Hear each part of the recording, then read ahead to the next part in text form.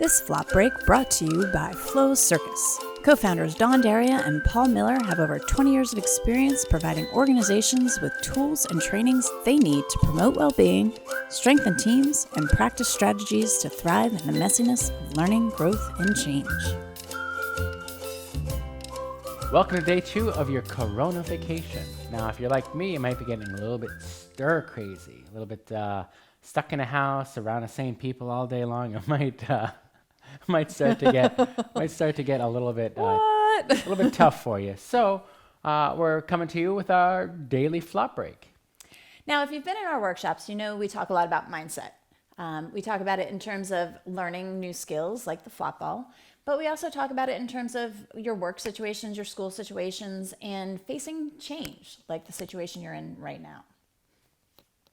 Yeah, so you might be kind of starting to get into this rut where you're like, I gotta work from home, and it looks like the same thing every day, and you start to kind of feel trapped by it. And so what we'd like to do is exercise a little bit of Switch that. Switch that. Free your mind. And create a new space, a mental space to play in. And we're going to use a flop ball as an illustration.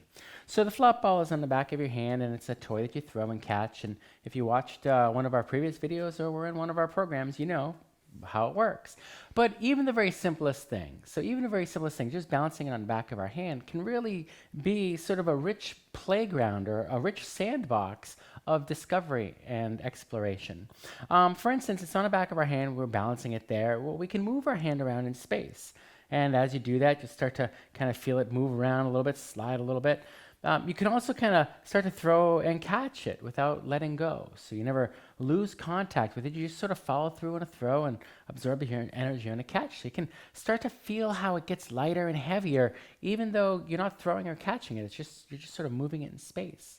Also notice how you can start to create gravity, if you will, by swinging it and by accelerating or decelerating.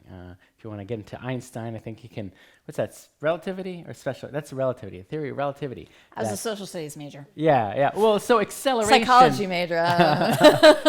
Well, so acceleration is the same as gravity. So if you're accelerating up, you'll feel that weight pulling down or that resistance.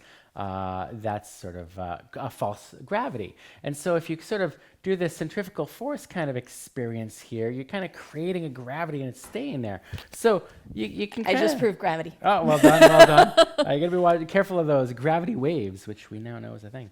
So so explore moving it around, seeing how you can make it stick or how you can throw it up and kind of have it sort of stick to your side. There's a lot of exploration and discovery and skill that can happen with just one flop ball without it ever leaving the back of your hand. Why, thank you. Are you sure? Man, gravity.